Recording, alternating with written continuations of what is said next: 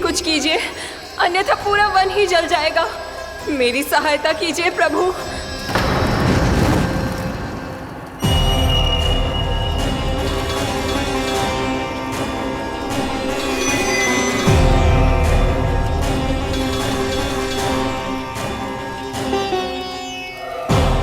आज कोई नहीं रोक सकता मुझे। आज इस वन का एक एक दिन का जला डालूंगा। मुझे भूल गए दावानल, मैं तुम्हें ऐसा करने की आज्ञा नहीं दूंगा।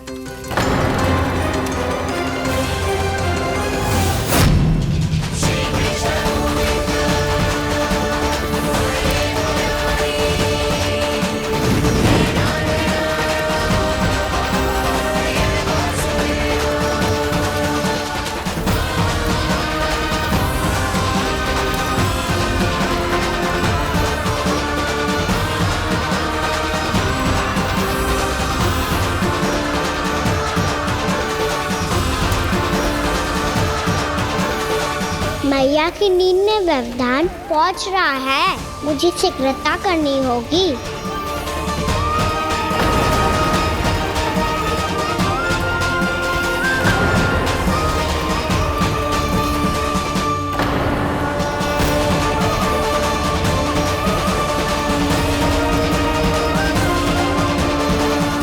कुछ ही समय पहले बुझती हुई चिंगारी से घबरा गया था, अब इतने विशाल दावानल को निगल गया। फिर से गड़बड़ कर दी कान्हा ने। समझाया था कोई लीला मत करना, तुम्हारी समस्या और बढ़ जाएगी।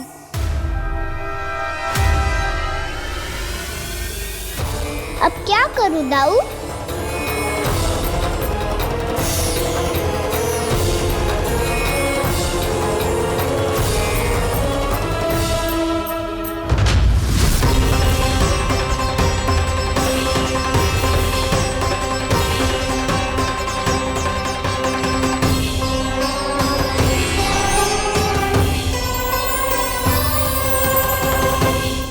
जब जब मैं इसे अपने लल्ला के रूप में देखने का प्रयास करती हूँ, मुझे प्रभु दिखते हैं। कैसे कैसे समझाऊं अपने आप को?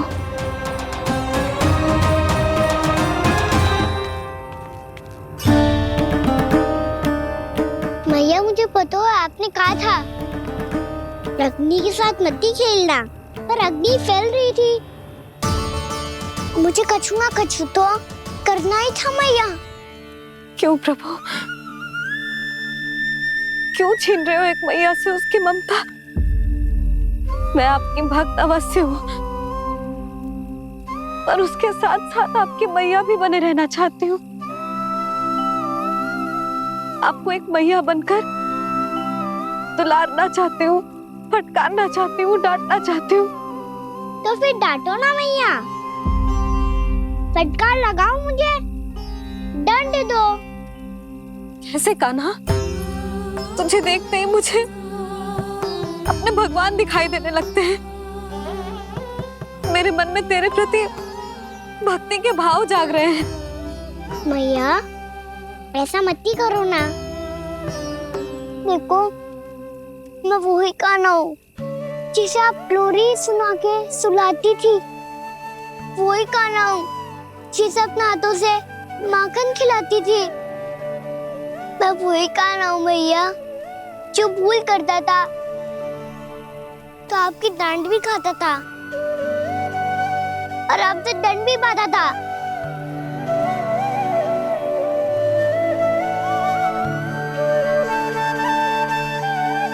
मैया एक बार मेरी ओर देखो तो सही। मैं वही कान्हा हूँ जो आपकी पूंछ बनके पूरे वृंदावन में घूमता था। जैसे चलना बोलना सब सिखाया आपने। पहले मेरा सत्य जाने बिना आप मुझे अपने लल्ला की तरह व्यवहार करती थी। अब मेरा सत्य जानने के बाद भी अपने लल्ला की तरह ही मुझे अपनाना होगा, क्योंकि मैं तो वही हूँ, आपका कान्हा।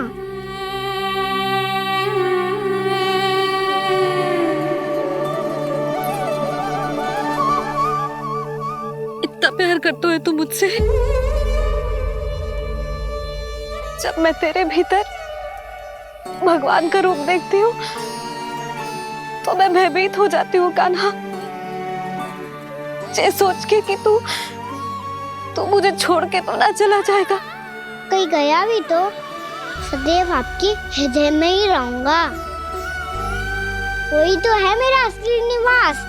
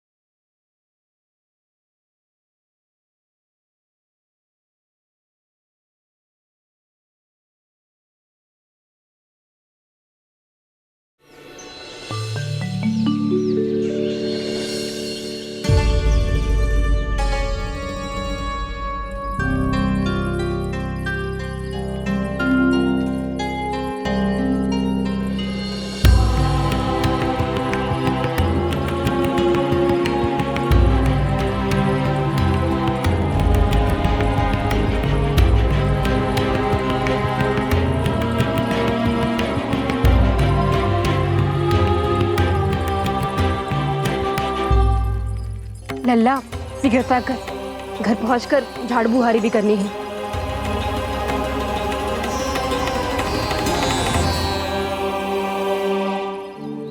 का होगा ये सब ठहर क्यों गए? ये सब क्या होगा?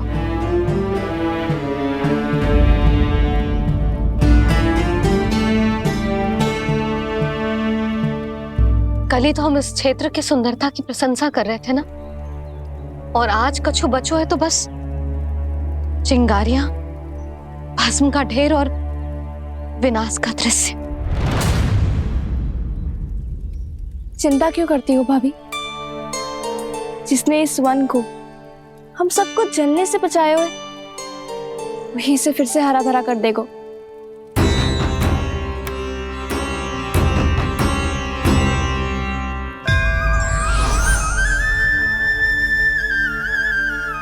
नंदराज, इस समय घर जाना सुरक्षित होगा? पूरा मार्ग जल गयो है। इन सुलगती चिंगारियों का ताप किसी बालक या वृद्ध के पांव में लग गो तो?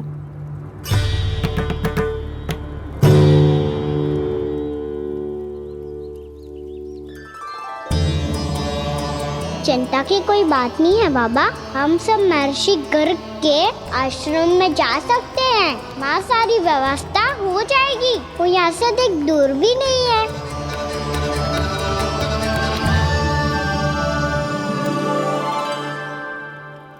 मुझे लगता है कि हम सबको ऋषि गर्ग के आश्रम जाना चाहिए। वहां चलकर कुछ समय उनकी सेवा करेंगे, और जैसे ही अग्नि शांत हो जाएगी और वृंदावन जाने को मार्ग सुरक्षित हो जाएगा, हम सब वापस लौट चलेंगे। अच्छा विचार है। वही महर्षि गर्ग जिन्होंने मेरा नामकरण करा था।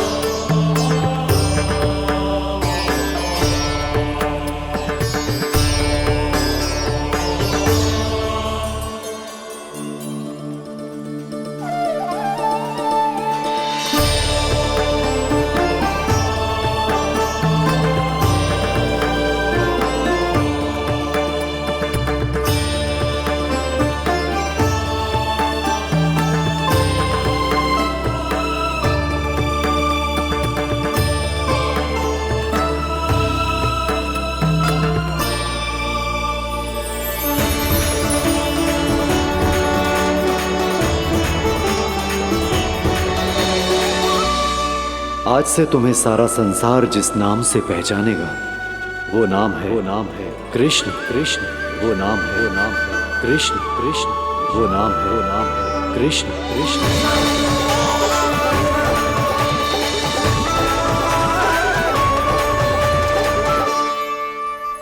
प्रणाम रिसीवर।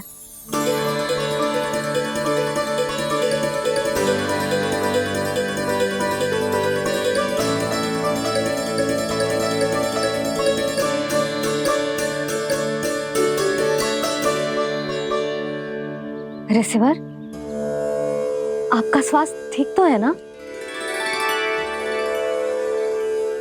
महर्षि को संभालो कान्हा, नहीं तो ये साष्टांग प्रणाम कर देंगे तुम्हें। और तब छोटी बा को तुम्हारे भगवान होने की स्मृति फिर से आ जाएगी।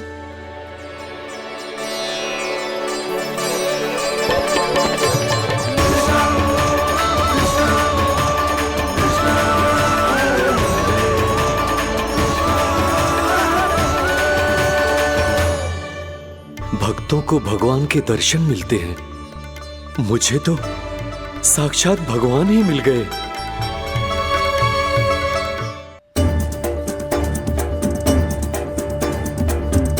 इस समय मैं भगवान नहीं, बस आपका शिष्य हूँ ऋषिवर। स्मरण रखिए, भगवान अपने भक्त के घर नहीं आए। आज एक पुत्र अपनी मैया के साथ एक महर्षि के आश्रम आया है।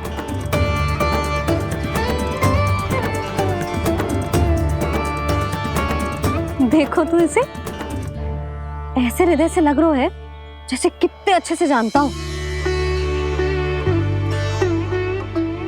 जानते हो मैया, बाबा ने कितनी बार बताया हो इनके बारे में कि कैसे मेरा नामकरण करा था, इसीलिए तो इतने विशेष है ये मेरे लिए।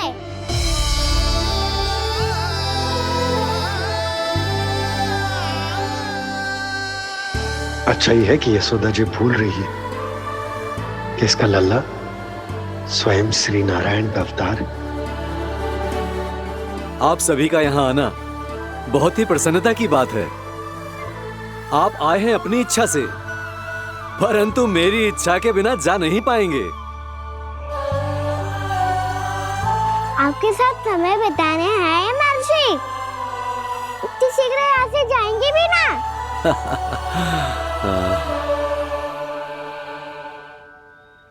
लगता है कान्हा के मस्तिष्क में कोई योजना है, कोई फिर से कोई लीला तो नहीं करने वाला ये।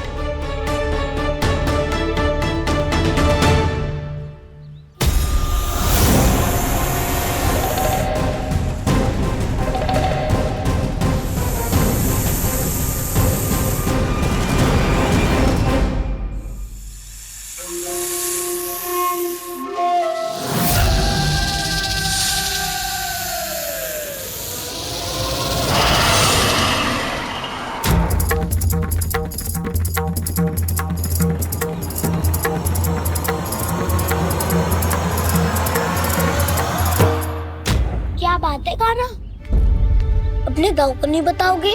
कौन सी बात दाऊ? याक्षु रुके हो तुम, कोई विशेष योजना बना रहे हो क्या? मैं कोई विशेष योजना कभी नहीं बताता दाऊ, जो होना होता है वो अपने आप हो जाता है। वैसे दाऊ, योजना बनाओ भी क्यों? आज कुछ विशेष थोड़ी ना है।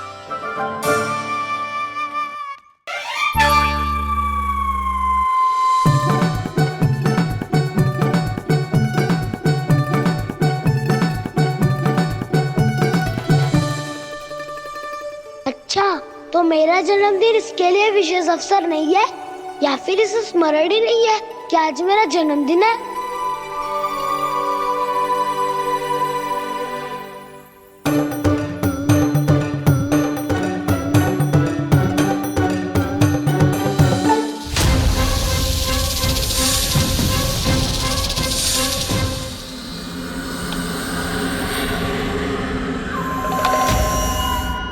ओहो कान्हा, कितनी दूर फेंक दी, अब जाके लेके आनी पड़ेगी।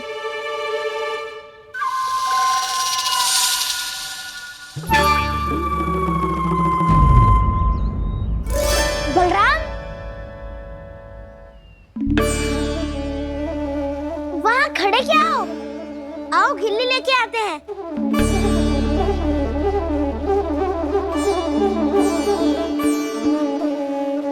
चलो भी।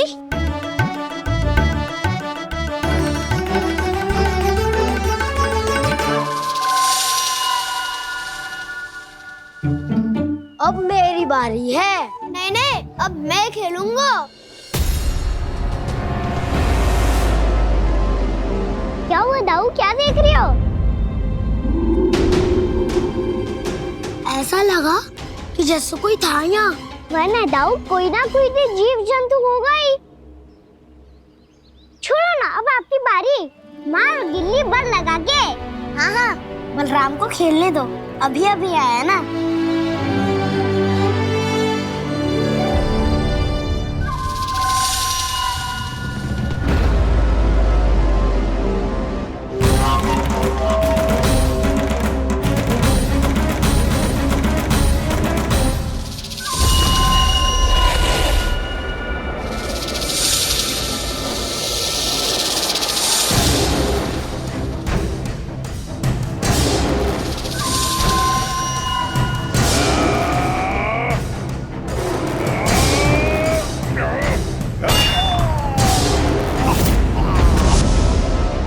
यही हत्या की थी ना उसने मेरे भाई बकासुर की। और वो सारे बालक बड़े चाव से देख रहे थे, प्रशंसा कर रहे थे उस मायावी की। मेरी बहन पूतना के हाथों से तो बच गए, किंतु अब मेरे क्रोध से, मेरे भीतर दहकती प्रतिशोध की अग्नि से अब ना तो वो बालक बचेंगे और ना ही वो विष्णु अवतार। और भूलना मत, महाराज ने क्या कहा था, सीधे सीधे उस मायावी का सामना नहीं करना है तुम्हें। वो बालक बहुत चतुर है।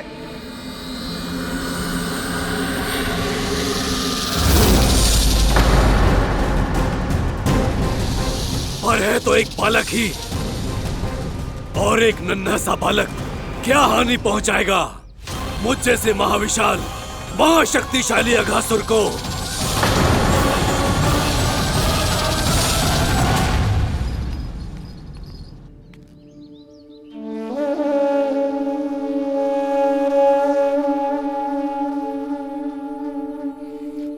पता नहीं तेरी मैया क्या क्या सोच रही होगी। विवाह के समय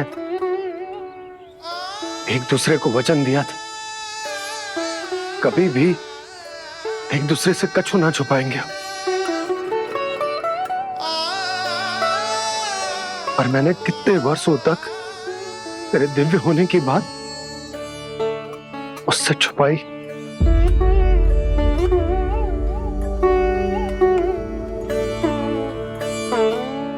कान्हा, तुमने ही तो कही थी कि मैं तुम्हारा सत्य तुम्हारी मैया को ना बताऊं। फिर तुमने स्वयं ही उन्हें अपने सत्य के बारे में क्यों बताया?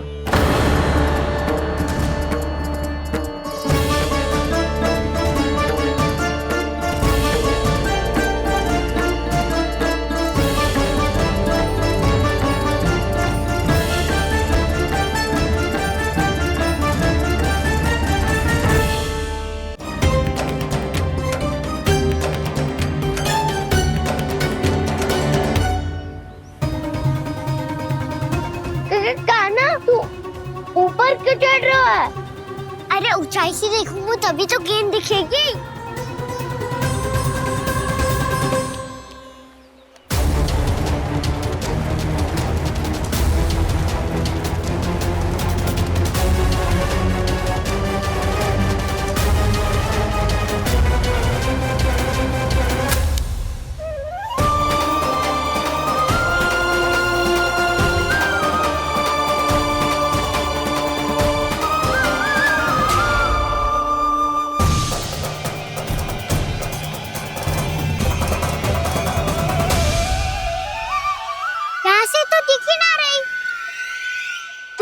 वहीं से फेंकी थी ना?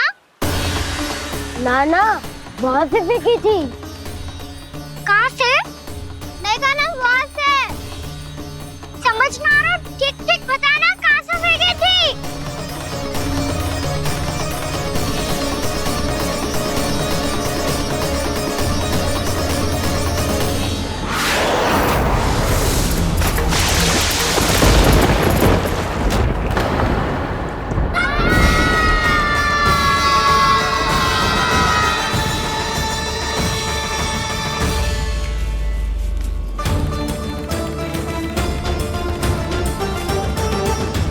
कालिया नाग के क्षेत्र में जाकर कोई भी जीवित वापस ना लौट सको।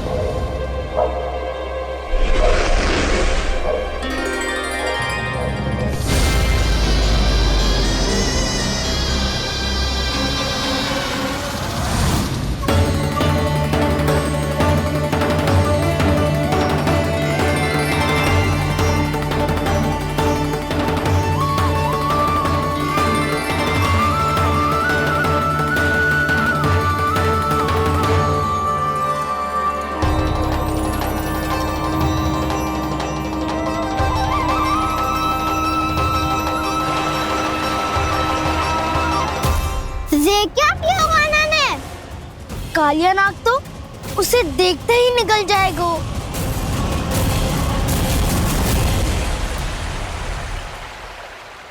तो आरंभ से अब तक सब कुछ उसकी लीला का ही भाग था।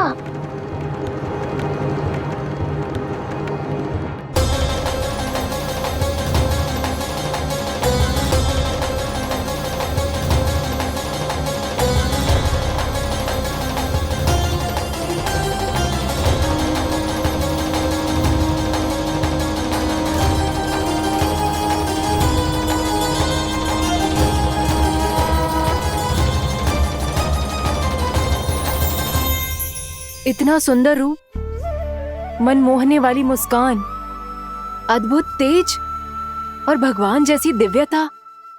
कौन हो तुम? हाँ, तुम्हें देखकर तो हम सब सम्मोहित ही हो गए।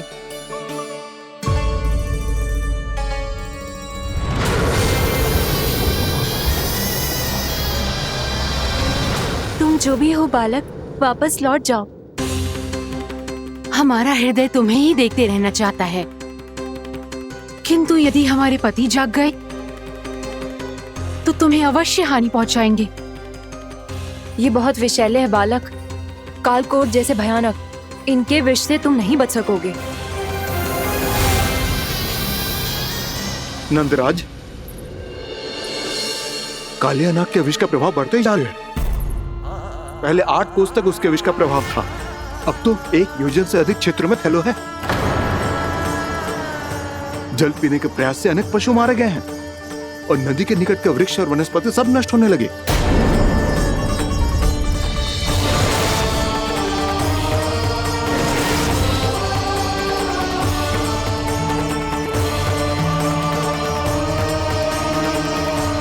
इनके विष की तीव्रता इतनी अधिक है बालक कि इनके संपर्क में आने वाले को तड़पने का भी अवसर नहीं मिलता। इनके विष की अग्नि क्षण भर से भी कम समय में प्राणवायु को जलाकर राख कर देती है।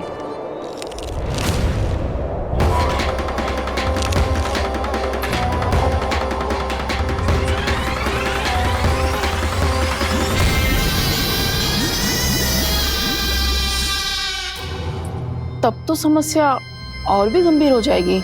मैंने तो सुनो है कि कालिया नाग कम से कम 2 योजन लंबा है, सैकड़ों फन है उसके।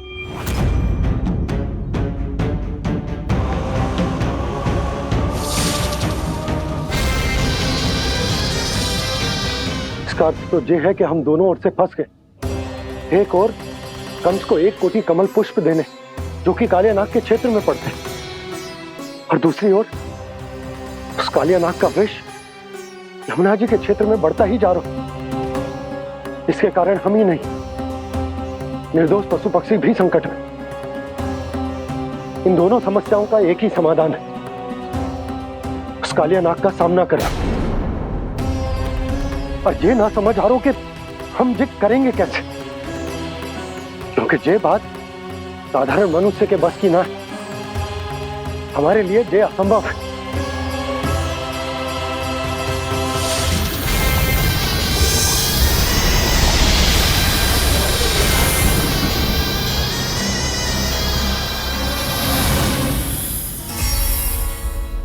अब तो तुमने अपनी आंखों से भी देख लिया बालक, ये कितने विषैले हैं। नींद में भी विष उगलते हैं। इससे पहले कि तुम्हें कुछ हो जाए, चले जाओ यहाँ से, मान लो हमारी बात। आप सब मुझे जानती भी नहीं और फिर भी मेरी इतनी चिंता कर रही हैं आप। माँ की ममता भेदभाव नहीं जानती।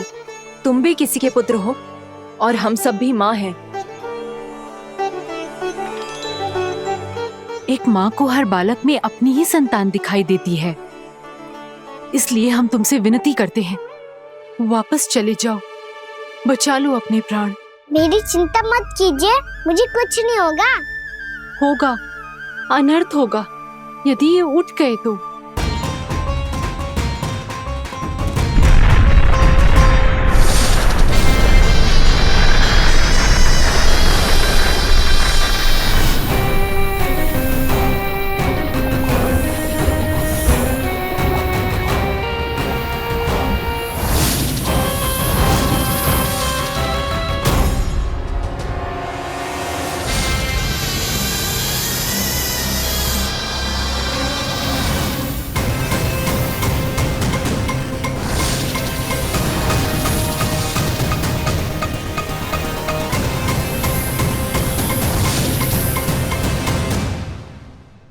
सामने होते हुए भी अपने इश्क को केवल वही देख सकता है जो अपना अभिमान त्याग चुका हो। पर पूर्व जन्म में मेरा भक्त होने के नाते मेरा सत्य स्वरूप देख पाने में मुझे इसकी सहायता करनी चाहिए।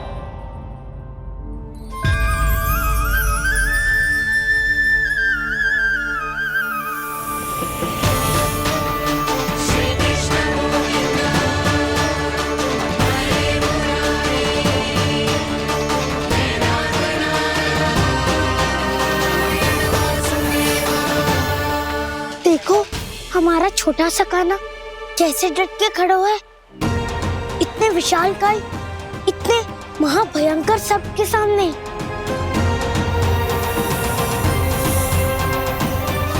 ये कोई भगवान नहीं है जो इसके सामने हाथ जोड़ रही हो तुम सब।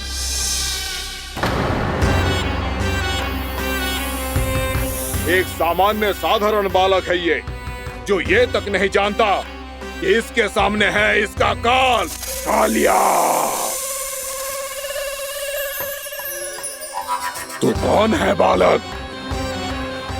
मेरे इतने निकट आकर भी तू जीवित कैसे है? मेरी नहीं, अपनी चिंता करो कालिया। बहुत मनमानी कर ली तुमने। अब बस मैं तुम्हें रोकना हूँ। अब बस मैं तुम्हें रोकना हूँ। मैं तुम्हें रोकना हूँ। बित्ते भर का है तू, मेरे विष के बारे में जानता ही क्या है? और कहता है मुझे रोकने आया है। किससे? किससे रोकना चाहता है तू मुझे? मुझे क्रोध दिलाने की भूल मत कर बालक। अपनी फुंकार से ही तेरी इस मुस्कुराहट को अंतिम मुस्कुराहट बना सकता हूं मैं। शीघ्र बता, कौन है तू और किसने भेजा है तुझे? तुम्हें आवाज भी है कि अपनी पुकारों से तुम कितना विष भूल चुके हो। पवित्र यमुना नदी को कितना दूषित कर दिया तुमने। और यही नहीं, तुम्हारे कारण निकट के जीव जंतुओं, वृक्ष, वनस्पतियों सबको हानि पहुंच रही है। तो क्या? मुझे उससे क्या? मुझे है, मुझे है। आपत्ति है मुझे तुम्हारे इस व्यवहार से, और इसीलिए तुम्हें यहाँ से जाना होगा, यहाँ से जाना होगा।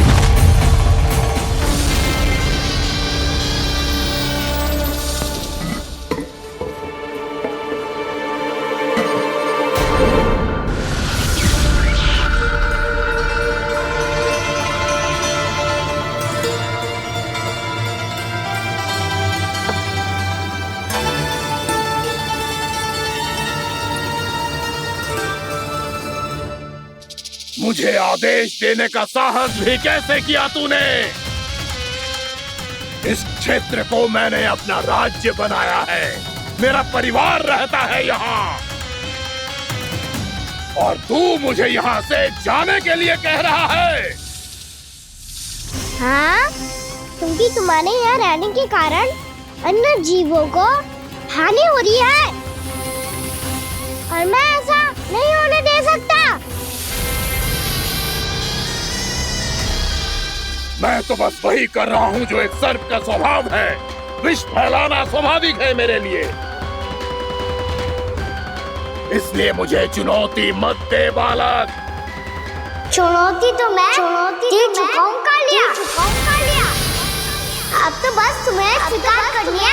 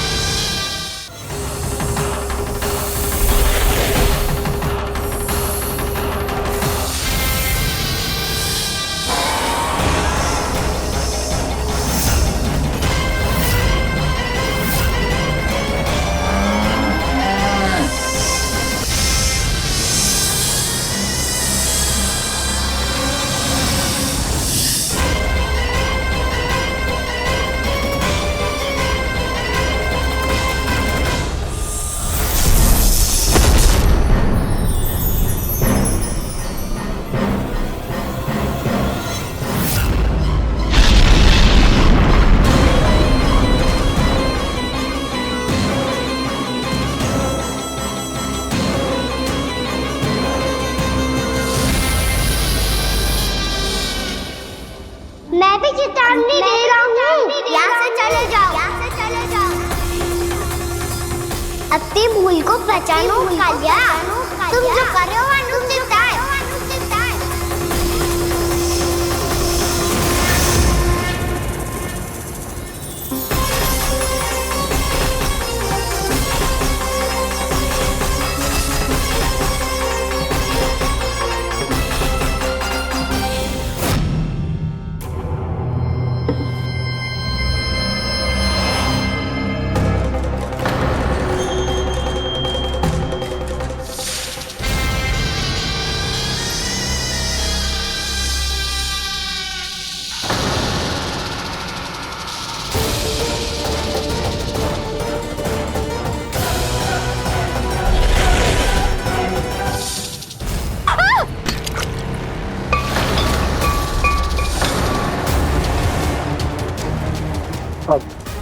मैं आता हूँ।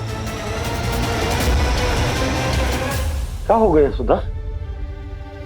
मुझे आवाज हो रहा है जी, कछु ना कछु गड़बड़ है। यशोदा, जो समस्या हमारे सामने है, हम सभी उसका समाधान खोजने में जुटे। तुम विश्वास करो, मैं कोई ना कोई समाधान अवश्य ढूंढ लूंगा। हम कैसे भी करके वो कमल के पुष्प उस कंस तक पहुंचा देंगे। नाना, समस्या उससे कहीं अधिक है, उससे कहीं अधिक बड़ी, उससे कहीं अधिक भयानक है।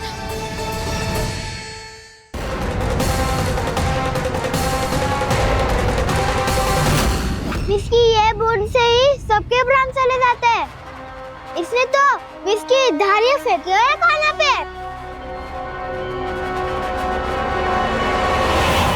कान्हा कैसे बच्चे को अधिक विष से? इसका विष तो क्या, ये सर स्वयं भी छू तक नहीं पाएगा हमारे कान्हा को।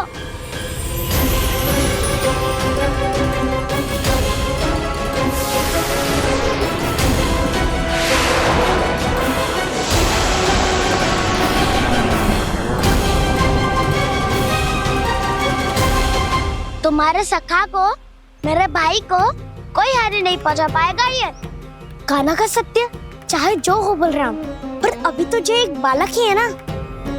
देखो कैसे विष के कारण स्थिर हो गया है।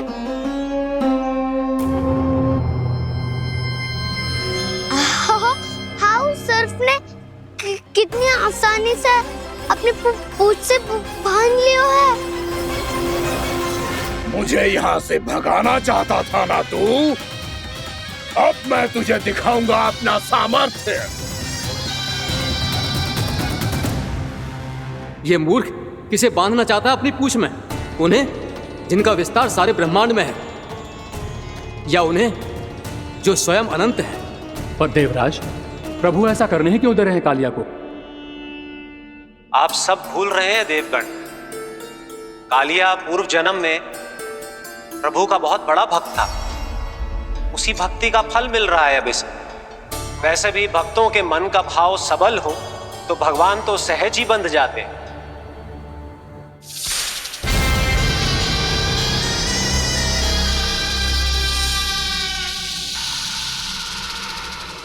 बलराम, तुमने ही तो कही थी कान्हा को कछु ना होगो। देखो दुष्ट ने चारों ओर से जकड़ लियो है।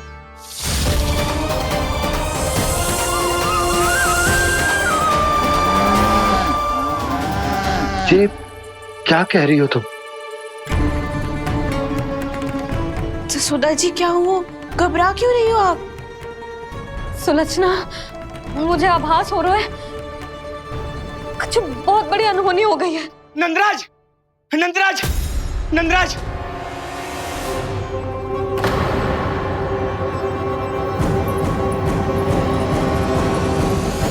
नंदराज, कान्हा ने जमदग्नि नदी में छलांग लगा दी है। कान्हा ने जमदग्नि नदी में छलांग लगा दी है। कान्हा ने जमदग्नि नदी में छलांग लगा दी है। कान्हा जमुना में कूद गया है। मुझे लगा था आज कछु गड़बड़ होने वाली है। मुझे आज कान्हा को ना जाने देना चाहिए था।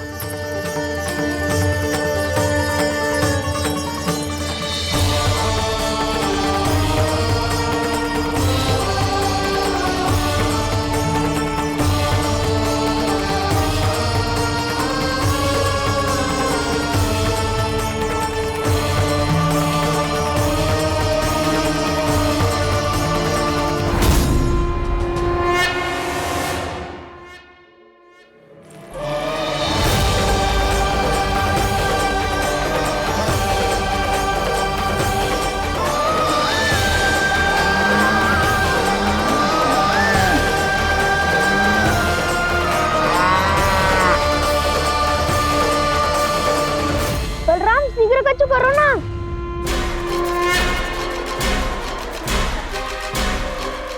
कुछ भी करो पर कान्हा को बचाओ। नाग बहुत भयंकर है। कान्हा अकेले ना संभाल पाएगा इसे।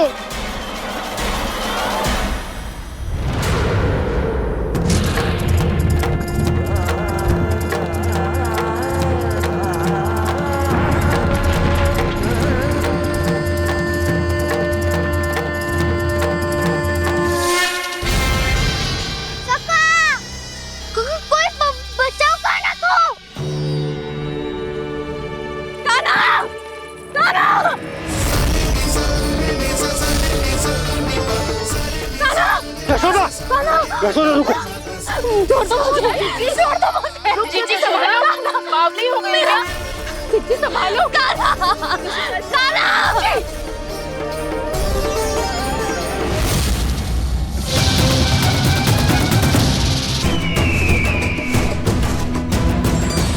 नारायण हरि, नारायण हरि।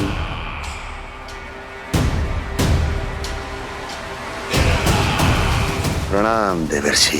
किस योजना में कितना लाभ है और कितनी हानि, यह आंकलन करते करते थक गए होंगे मथुरा नरेश। देवर्षि, आज मेरा ध्यान कैसे आ गया आपको? आप तो सदैव ही मेरे ध्यान में रहते हैं महाराज कंस। सत्य तो यह है कि मथुरा में जो भी हो रहा है मुझसे छिपा हुआ नहीं है। मैं जानता हूं कि आप किसी भी असुर को वृंदावन क्यों ना भेजें, और वो असुर कितना भी शक्तिशाली क्यों ना हो, कृष्ण का सामना नहीं कर पाता। या तो पराजय स्वीकार करके आपके पास लौट आता है, या तो फिर वीर गति को प्राप्त हो जाता है।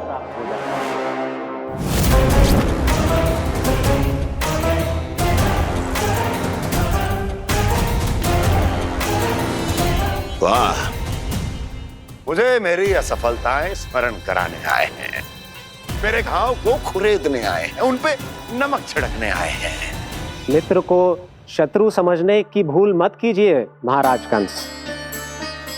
मैं तो आपकी सहायता करने आया हूं। हाँ, और मेरी सहायता। कृष्ण विष्णु अवतार है। आप विष्णु के भक्त हैं। मैं हूं विष्णु द्रोही, फिर भी तो आपके आराध्य को हानि पहुंचाना चाहता है, उसकी सहायता करना चाहते हैं आप। क्या आप निश्चित रूप से कह सकते हैं कि आप ब्रह्मांड के सभी नियमों को अच्छी तरह समझते हैं? अवश्य।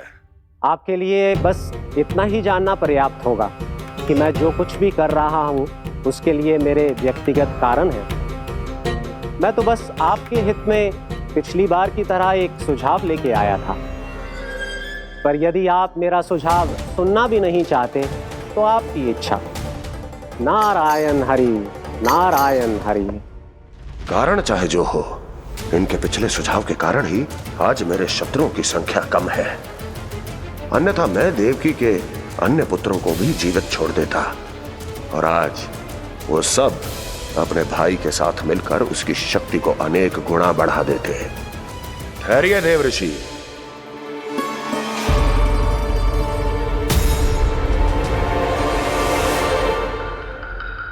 बताइए, क्या सुझाव है आपके पास? मेरे सुझाव का नाम है कालिया नाग।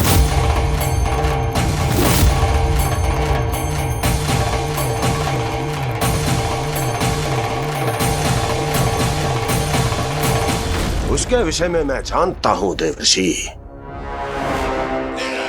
तो समस्या यह है कि मैं स्वयं उससे मिलने नहीं जा सकता, उससे भेंट नहीं कर सकता। उस कृष्ण की हत्या के लिए उसको वृंदावन जाने के लिए तैयार नहीं कर सकता। तो मत जाइए उसके सामने, और ना उसे भेजिए कृष्ण के सामने। हर बार आप किसी न किसी असुर को अपने शत्रु के क्षेत्र में भेजते हैं, जहां शत्रु उसका सामना करने के लिए पूरी तरह से तैयार होता है और आपका असुर मारा जाता है। इस बार शत्रु को युद्ध स्थल चुनने का अवसर मत दीजिए महाराज। इस बार योजना का जाल ऐसे बुनिए कि कृष्ण स्वयं उसके पास जाने के लिए विवश हो जाए। कालिया नाग स्वयं काल है, मृत्यु का दूसरा नाम है। उसके विष का उपयोग अपने लाभ के लिए कीजिए महाराज। वैसे कालिया के विष की अधिकता का अनुमान तो होगा ही आपको।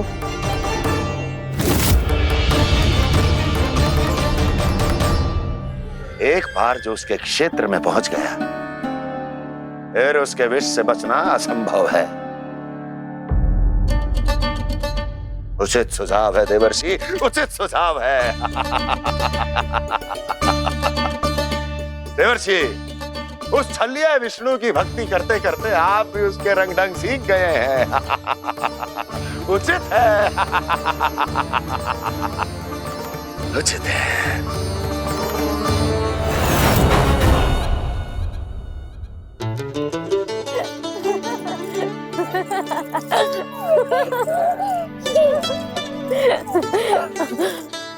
बस बस, बहुत आनंद ले लियो लला। बस अब दूध पी ले। ठहर ठहर, गर्म है। जी ले ले।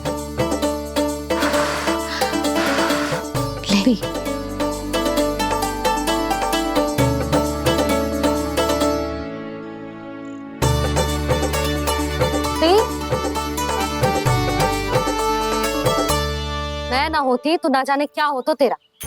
अपने आप दूध भी ना पी सकते है, भावला कहीं का। आपकी इस प्रेम के लिए तो मैं धरती पे आया हूँ मैया। मैं भी यही सोच रहा हूँ यशोदा, कि तुम ना होती तो मेरा क्या होता। इसी बात पे थोड़ा दूध और कजू खाने को दे दो। अरे मैं तो भूल ही गई। तनिक ठहर जाओ जी, जी दूध पी लेना तो आपके लिए भी कछु ले आती हूँ।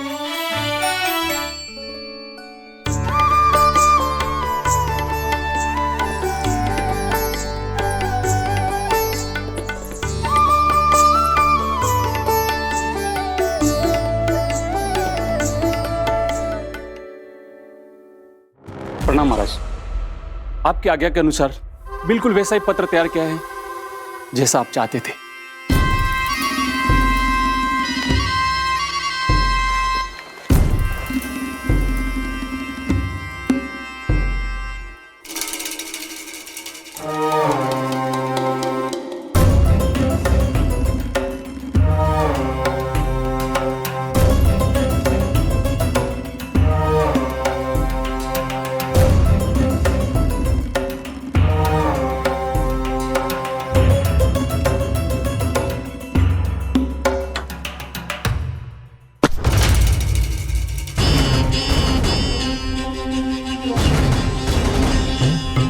कृष्ण जन्म से लेकर आज तक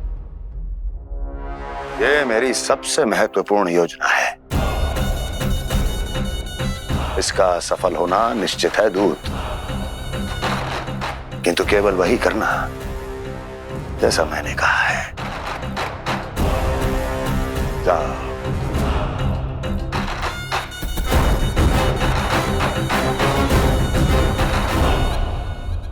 कान्हा,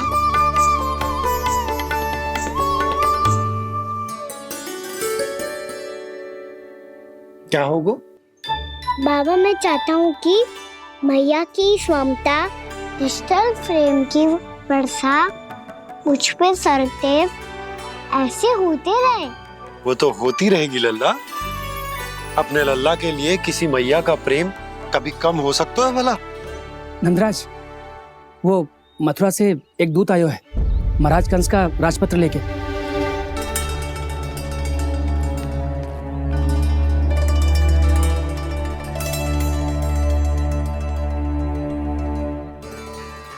कान्हा, अब क्या करने वाला है? तेरे बाबा कहाँ गए? हाँ? कंस मामा का खेल आरंभ हो गया है, पर मैया वो सब सुनेगी तो व्यर्थी चिंतित हो जाएगी। बस थोड़ा बाहर गया मैया, कछु खाइए से। बाहर इस समय? मैया, क्या होगा? मैया देखो ना, पीठ पे कछु हो रहा है। मेरा हाथ ना पकड़ो, आप करो ना। यहाँ?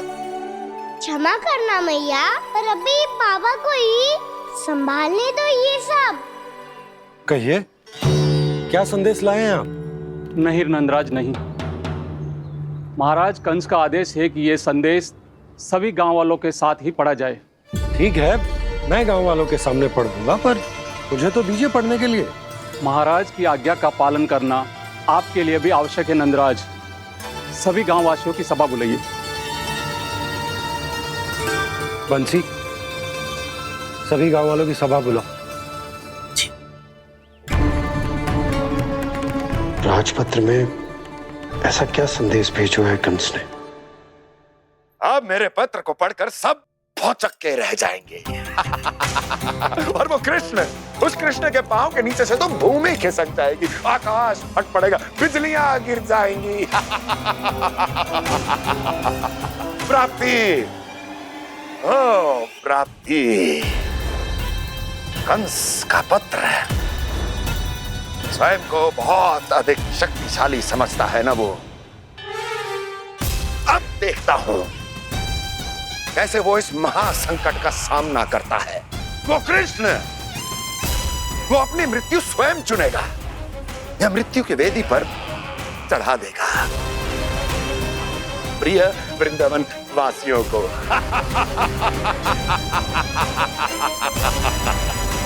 अब आएगा आनंद प्राप्ति, अब आएगा आनंद। सबको इकट्ठा करवा के ही पढ़वाएगो। अवश्य ही कोई विशेष संदेश दिया होगा कंस ने। मैं भी यही सोच रही हूँ सुलक्षणा जीजी, कछु ना कछु तो विशेष है, पर जे हो क्या सकता है?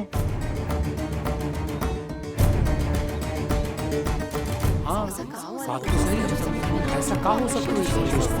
सभी गांव वासियों के सामने कहा था, कछु तो विशेष अवश्य लग रहा है। बाहर तक कोलाहल क्यों हो रहा है? मैया, मैया, अब क्या होगा? मैया देखो ना, सर पे कछु हो रहा है। लल्ला, नारायण ने तुझे हाथ दिए हैं ना? पीठ की बात अन्य थी। अपने सिर की सेवा स्वयं कर। सर पे तो हाथ पहुंच रहा है ना?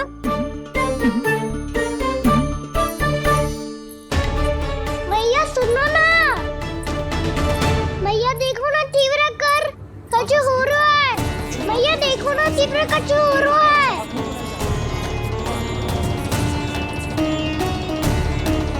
सब लोग आ चुके हैं, अपना संदेश सुनाइए आप। गोपराज नंद और सभी वृंदावन वासियों को सूचित किया जाता है कि मथुरा अधिपति और आप सभी के महाराज कंस ने कल सुबह भव्य पूजा का आयोजन किया है। इसके लिए राज्य को वृंदावन के क्षेत्र के निकट यमुना नदी के मध्य में खिलने वाले 1 कोटि कमल के पुष्पों की आवश्यकता है। इसीलिए आप सभी को यह आदेश दिया जाता है कि ये सभी कमल के पुष्प प्रथम पहर से पहले राजसभा में पहुंचा दिए जाए। इतने सारे वो भी प्रथम पहर से पहले कैसे हो सकते हैं? यदि आप ऐसा करने में असफल रहे तो इसे राज आज्ञा का उल्लंघन माना जाएगा और राजद्रोह के आरोप में आप सभी को कड़े से कड़ा दंड दिया जाएगा। स्मरण रहे, यदि कल की पूजा में इन 1 कोटि कमल के पुष्पों का ना पहुंचने के कारण कोई व्यवधान आया तो समस्त वृंदावन वासियों को दोषी माना जाएगा और पूरे गांव को निवासियों सहित धूल में मिला दिया जाएगा। कल प्रथम पहर तक का ही समय है आप सबके पास।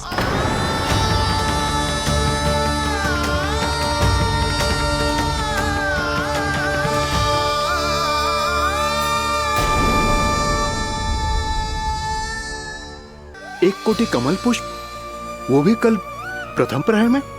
ऐसे कैसे संभव है? और कोई साधारण पुष्प ना, यमुना नदी के मध्य खिलने वाले विशेष कमल के फूल चाहिए उन्हें। लेकिन यमुना नदी में तो कालिया नाग ने विष घोल के रखा है, तो फिर कैसे हो पाएगा? यह संभव है।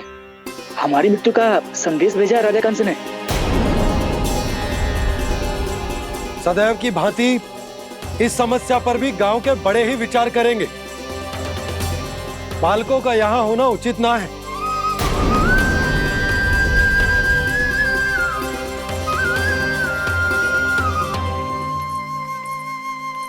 लल्ला, ले जे गेंद ले, जा अपने सखाओं के साथ खेल। सुबह उज्जवल, मधुमंगल वसंता, देखो भैया ने क्या दिया है। चलो खेलें, बहुत आनंद आएगा आज।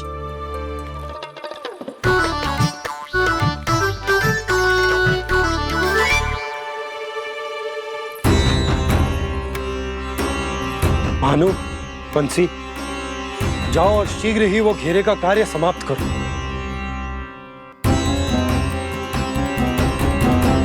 पर कछु ना कछु तो करना पड़ेगा ना। पर हम कर ही क्या सकते हैं? पुष्प लाने को और कोई उपाय है भी तो ना। मैं चला जाऊंगा जमुना जी में। वैसे भी मेरे जीवन के कितने दिन शेष बचे हैं। गांव के लिए, समाज के लिए कुछ करके मरूं, तभी तो शांति मिलेगी। ना काका, यदि आप उस विषैले जल में छलांग लगा भी दोगे, किंतु 1 कोटि कमल पुष्प एकत्रित कर पाना आपके लिए संभव ना है। इससे अच्छा है कि मैं चला जाऊं। यदि मैं मर भी गया तो मेरे पीछे रोने वाला कोई ना है। किसी को कहीं जाने की आवश्यकता ना है। गोप नरेश होने के नाते ये मेरा कर्तव्य है कि मैं आप सबकी रक्षा करूं। नंदराज, आपको जाना है तो जाओ। हरिया, काका, भैया सब चले जाओ। लेकिन आपको पता है वहाँ का जल कितना विषैला है। आप लोग एक क्षण भी जीवित नहीं रह पाओगे। फिर कैसे इकट्ठा करेंगे 1 कोटि कमल पुष्प? आप बात तो सही कह रही हैं शांति। उस दुष्ट कंस ने ऐसी मांग रख के हम सबको फंसा दिया। हम में से कोई भी क्यों ना चला जाए और इस संकट का समाधान ना निकले को। कान्हा, बताना कौन सा खेल खेलें? गेंद पकड़ खेलते हैं। पर एक बात सुन लो सब, कोई भी तीव्र गति से ना फेंकेगा गेंद को। भैया ने फ्रेम बनाई है मेरे लिए। सब तैयार हो? हाँ।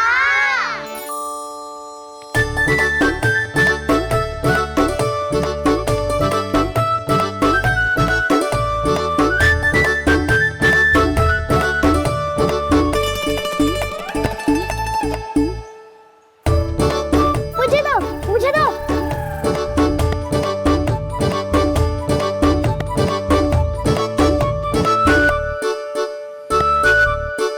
मुझे दो, मुझे दो।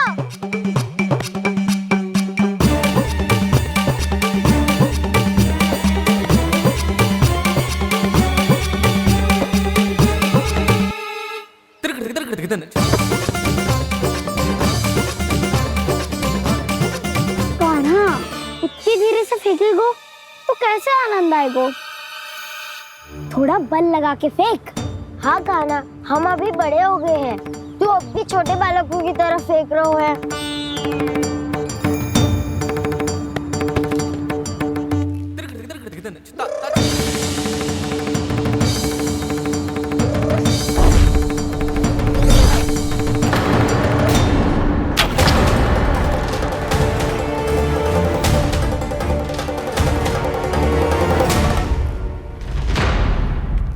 दीदी जी क्या करो कान्हा? गेंद तो डूब गई।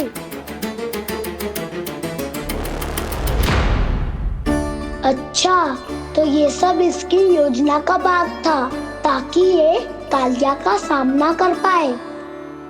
तुम सबने तो कही थी तीव्र गति से फेंको। देखो फिकवा दी ना मेरी गेम। मुझसे नदी में। अब मुझे जाके लानी पड़ेगी। रुक जा कान्हा, रुक जा कान्हा। जी क्या बोल रहे थे कान्हा? इसमें तो बहुत संकट है। कोई भी संकट मेरी मैया का उपहार खोने से बड़ा ना है। बहुत प्रेम से बना के उन्होंने दी थी।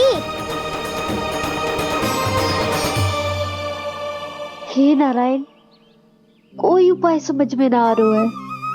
मैया, अब कैसे करेंगे हम अपने गांव की रक्षा? कीड़े पड़ेंगे उस दुष्ट को। यदि उसके कारण किसी के प्राण चले गए तो कौन सा फल मिलेगा उसे इस पूजा का?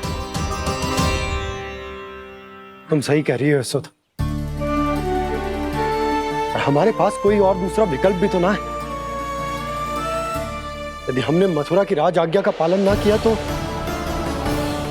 इसका दुष्परिणाम पूरे गांव को भुगतना पड़ेगा।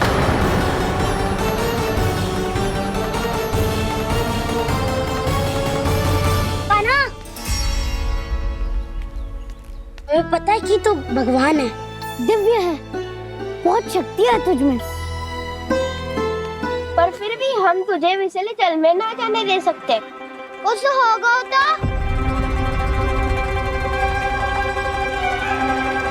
तुम सब इतनी हट कर रहे हो तो ठीक है, ना जाऊंगा। गेंद कहाँ गिरी है, कितनी दूर गई है, ये तो देख लूं ताकि उसे बाहर निकालने का कोई उपाय ढूंढ पाऊं।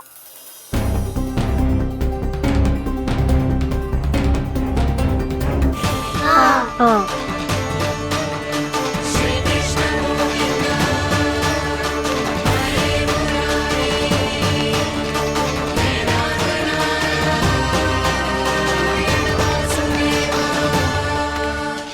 कान्हा की ये लीला तो समझ ही नहीं आ रही। पहले इसने देवश्री नारद को मथुरा जाकर कंस को भड़काने के लिए कहा, फिर स्वयं ही दुखी भी हो गया कि अब इसका रहस्य सबके सामने खुल जाएगा। और अभी स्वयं ही तो इसने कहा था कि गेंद बहुत महत्वपूर्ण है, फिर स्वयं ही उसे नदी के विषैले जल में फेंक दिया।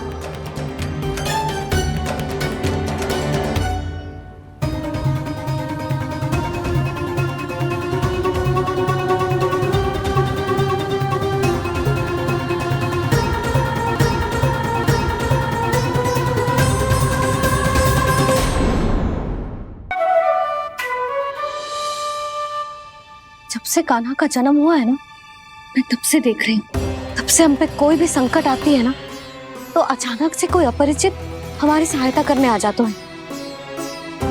और जाते समय कान्हा की आज्ञा लेके जाते हैं और कभी कभी तो इसे प्रभु बोल के जाते हैं। बाबा संभालो। यशोदा, इस जानकी को चढ़ो है और विचित्र विचार तुम्हारे मन में है। अरे सब जानते हैं कि हमारा परिवार राजसी, तुम्हें पता ना चलता होगा पर हमारे कान्हा को सब राजकुमार ही समझते हैं देखकर। इसीलिए उसे सम्मान देने के लिए सब ऐसा ही करते हैं, और कोई बात ना है।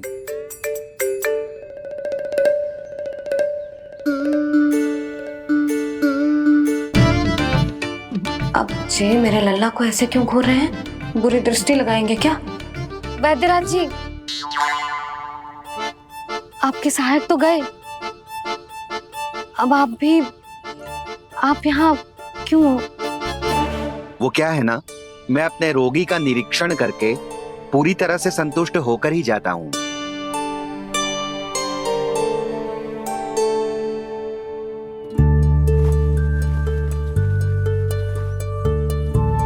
हाँ, संकेत तो अच्छे हैं, कल सुबह तक बिल्कुल ठीक हो जाएगी। धन्यवाद वैद्य जी।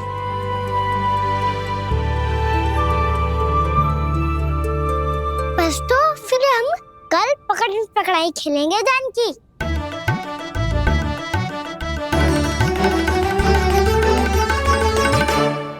भानु, बंसी, जाकर उस क्षेत्र के चारों ओर बाढ़ बनवा दो और वहां सूचना पट्ट भी लगा देना, ताकि जानकी के साथ जो हुआ है वो किसी और के साथ ना हो। शीघ्र जाओ। जी ठीक है।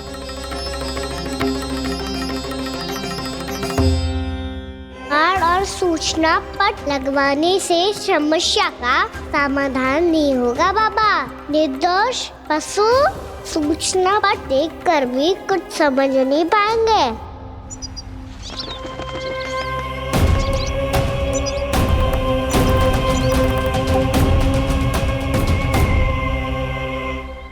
तो तुम्हारे कहने का अर्थ यह है कि व्योमासुर मारा जा चुका है और वो बालक अब भी जीवित है। हाँ महाराज, मैंने गोप बालकों को कहते सुना था कि कृष्ण ने छलिया को मोक्ष दे दिया है, पर वृंदावन सुरक्षित नहीं है महाराज। वो एक बहुत बड़ी समस्या से जूझ रहे हैं। कैसी समस्या? गांव के निकट क्षेत्र में किसी विषैले सर्प का निवास है।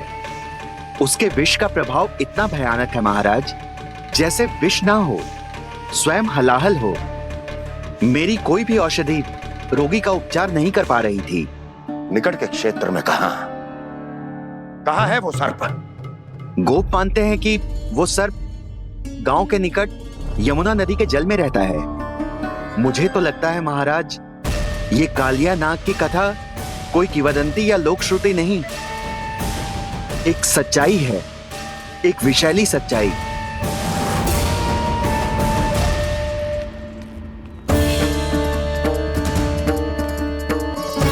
कालिया का सामना करने का समय आ गया है, पर उससे पहले मुझे बुलाना होगा उन्हें।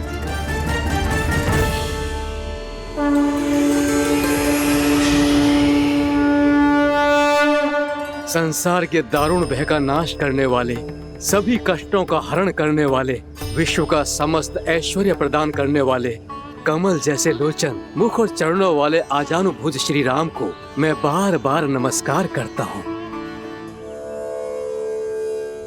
आपदामपहर्तारं दातारं सर्व संपदा लोकाभिरामं श्री रामं भूयो भूयो नमाम्यहम्। कागभूषोंडी कागभूषोंडी कागभूषोंडी। प्रभु क्षमा करें, मुझे जाना होगा।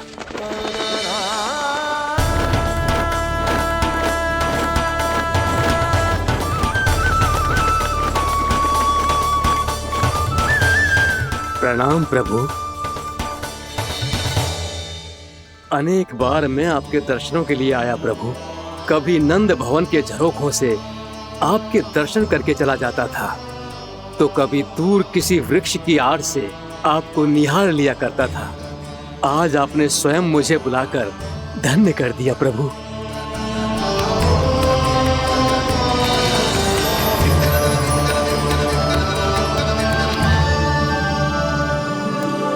मैंने आपको यहाँ एक विशेष कारण से बुलाया है। आपके श्राप से इस कालिया नाग को मुक्त करने का समय आ गया है।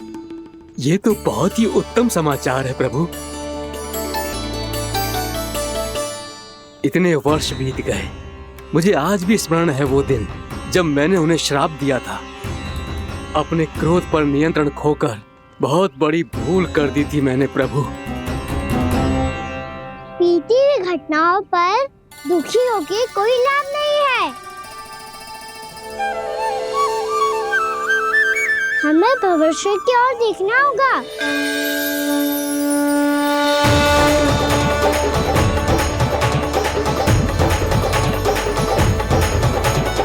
आदेश कीजिए प्रभु, क्या आज्ञा है आपकी?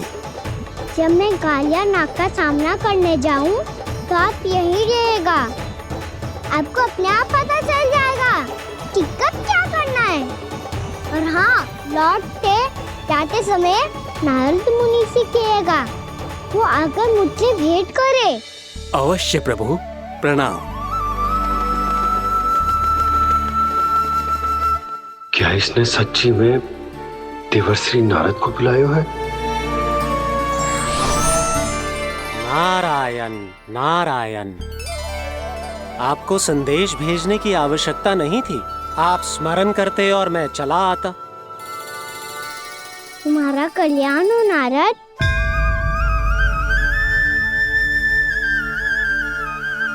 मैंने तुम्हें एक विशेष कार्य के लिए बुलाया है। आज्ञा दीजिए प्रभु। तुम्हें एक बार फिर कंस से भेंट करनी होगी। विचार कीजिए महाराज, क्या आप बिना किसी शंका के कह सकते हैं कि कौन सी पंखुड़ी पहली है और कौन सी 8वीं?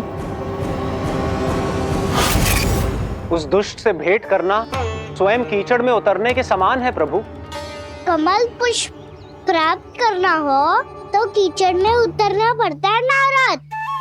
आपका आदेश तो मैं स्वप्न में भी नहीं टाल सकता प्रभु। कंस कालिया नाग के बारे में जान गया है, पर वो उसका सामना करने का साहस नहीं कर पाएगा। मैं आतुर हूँ प्राप्ति, मूर्ख नहीं। मेरी बुद्धि फिर नहीं गई है। मैं स्वयं उस कालिया जैसे महाविषैले सर्प के सामने खड़ा हो जाऊं और अपने ही काल को आमंत्रित कर लूं। तो फिर अपने लाभ के लिए उसका प्रयोग करने का कोई और उपाय सोचिए स्वामी। कुछ ऐसा कीजिए कि यमुना नदी का पूरा जल विषैला हो जाए और वृंदावन वासी उसका उपयोग करे, और आपका काल कहलाने वाला वो बालक स्वयं काल के गाल में चला जाए। उत्तम उत्तम सुझाव है प्राप्ति। अब मुझे उस कालिया तक पहुंचने का मार्ग ढूंढना होगा। उसको विवश करने का कोई उपाय ढूंढना होगा, क्योंकि व्यक्तिगत रूप से उससे भेंट करना असंभव है। असंभव। आप सही कह रहे हैं प्रभु। कंस में उतना सामर्थ्य नहीं कि वो कालिया नाग का सामना स्वयं कर सके। वैसे तो कालिया गरुड़ देव का भी सम्मान नहीं करता, तो फिर वो कंस का सम्मान क्यों करेगा भला? नहीं करेगा, पर कंस तुम्हारा सम्मान अवश्य करेगा नारद। तुम्हारी बातें भी सुनेगा और मानेगा भी। ये मेरी योजना का बहुत ही महत्वपूर्ण भाग है। तुम कंस के पास जाओ और कहो कि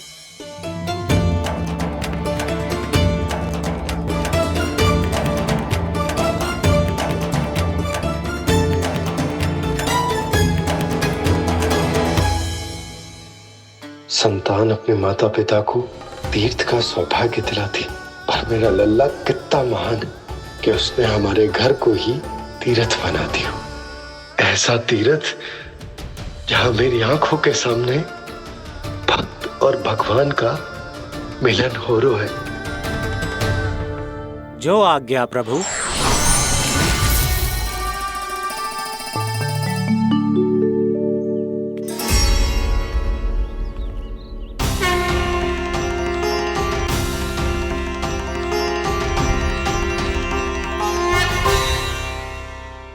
बाबा। कान्हा, ये सब क्या चल रहा है? पहले काक भुसुंडी जी और फिर जे नारद जी। क्या योजना बना रहे हो तुम? कान्हा, बता ना लल्ला, क्या सोच रहे तू? कान्हा देख, अगर तुझे अपने बाबा को ना बताना हो ना, अपने भक्त को बता दे। क्या सोच रहे हो लल्ला? क्या करने वाले हो आप?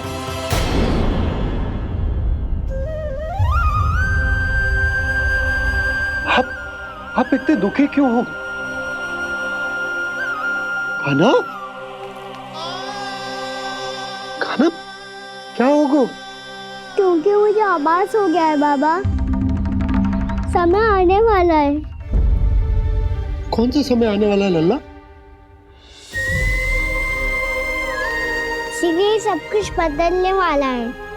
भैया को मेरा सत्य पता चल जाएगा बाबा।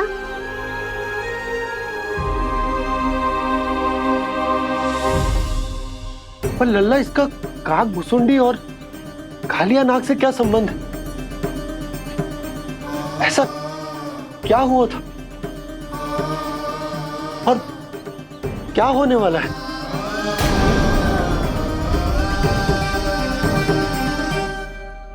जो होने वाला है बाबा, उसका संबंध उससे है जो सैकड़ों वर्ष पहले हुआ था।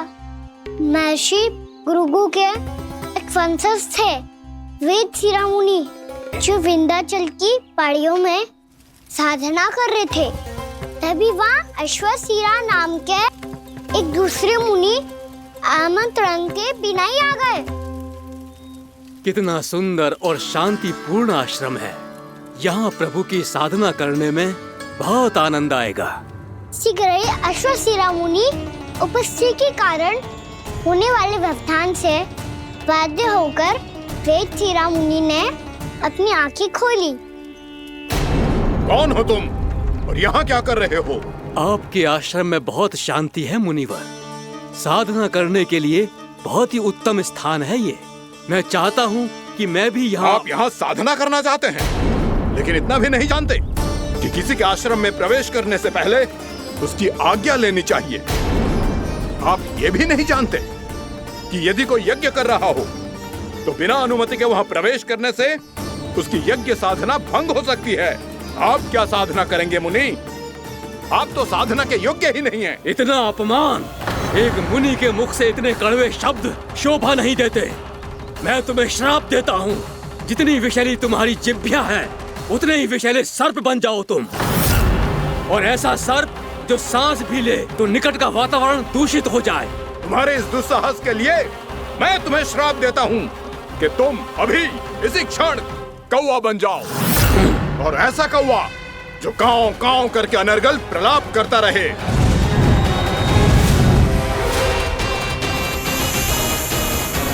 ये मैंने क्या किया? ये मैंने क्या किया? क्रोध के कारण दोनों ने एक दूसरे को श्राप दे दिया। पर दोनों ही मेरे भक्त हैं, और भगवान होकर मैं अपने भक्तों को इतनी कठिनाई में कैसे देख सकता था। इसीलिए जिस संकट में उन दोनों ने अपने आप को फंसा लिया था, उसका समाधान करने में मैं उनके पास गया।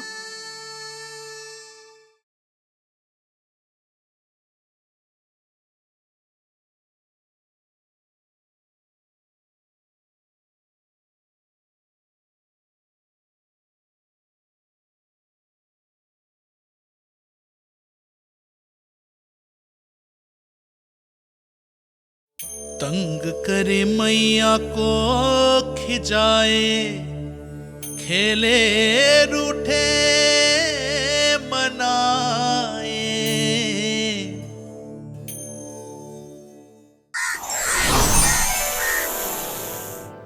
देखिए ना प्रभु, ये क्या हो गया हमसे? हमारी रक्षा कीजिए प्रभु, मार्ग दिखाइए हमें। क्रोध पर नियंत्रण ना होने के कारण आप दोनों ने एक दूसरे को बहुत ही भीषण संकट में डाल दिया है। अब दोनों ही तपस्वी, तप के बल से दिए गए आपके श्राप को लौटाना भी संभव नहीं है। प्रभु कोई तो उपाय होगा, हम आपके शरण में हैं प्रभु। अपराध तो हमसे हुआ है प्रभु, पर अब आपसे ही आशा है। कुछ ऐसा कीजिए भक्त वत्सल, जिससे हम दोनों के श्राप का प्रभाव कुछ कम हो जाए। आप दोनों ही मेरे भक्त हैं, इसलिए आपकी पीड़ा का निवारण करने का एक उपाय है मेरे पास। वेद शिरोमणि, जब आप कालिया नाग बनेंगे तो आपको मेरे चरणों को अपने शीश पर धारण करने का सौभाग्य मिलेगा। और अश्व शिरोमणि, आप काग योनि होने के बाद भी आप श्रेष्ठतम ज्ञान और सर्वाधिक यौगिक सिद्धियों के स्वामी होंगे और प्रवचन दिया करेंगे। इसके बाद अश्वशिरा मुनि काक भुसुंडी बन गए, जिन्होंने आगे चलकर सेम गरुड़ देव को रामायण सुनाई। और मुनि वेदशिरा महर्षि कश्यप और देवी कत्रियों के पुत्र कालियानाग बनकर जल में।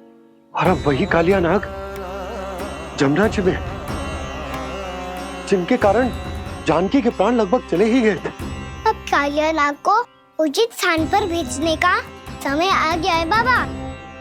पर ये तो अच्छी बात है कान, वेदशिरा मुनि को दिया हुआ तुम्हारा वचन भी पूरा हो जाएगा, जमुना जी की शुद्धि भी हो जाएगी।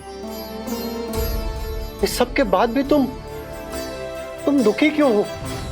क्योंकि इसके बाद मैया के सामने मेरा रहस्य खुल जाएगा बाबा। उन्हें पता चल जाएगा कि उनका बालक कोई साधारण बालक ना है। भविष्य में जो होने वाला है उसे सबके सामने घटने से रोकना मेरे लिए भी संभव ना होगा। मैया को सब पता चल जाएगा। क्या पता चल जाएगा रे मुझे?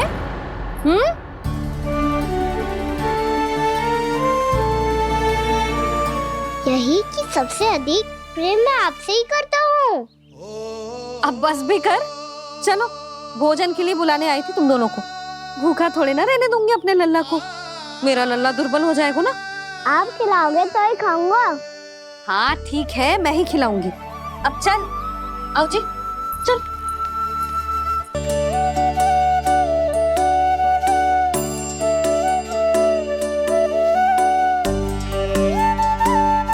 मैया खेलो ना मेरे साथ। मैया सुनो ना, मेरी बात ना मानोगी? अभी बहुत कार्य पड़े लल्ला, देख जानकी को औषधि भी देने जानो है ना। औषधि मैं दे दूंगा, फिर तो खेलोगी ना आप मेरे साथ। पिछले कुछ दिनों से अपनी मैया का अधिक से अधिक प्रेम पाने का प्रयास करो है काना। इसका तो एक ही अर्थ हो सकता कि कछु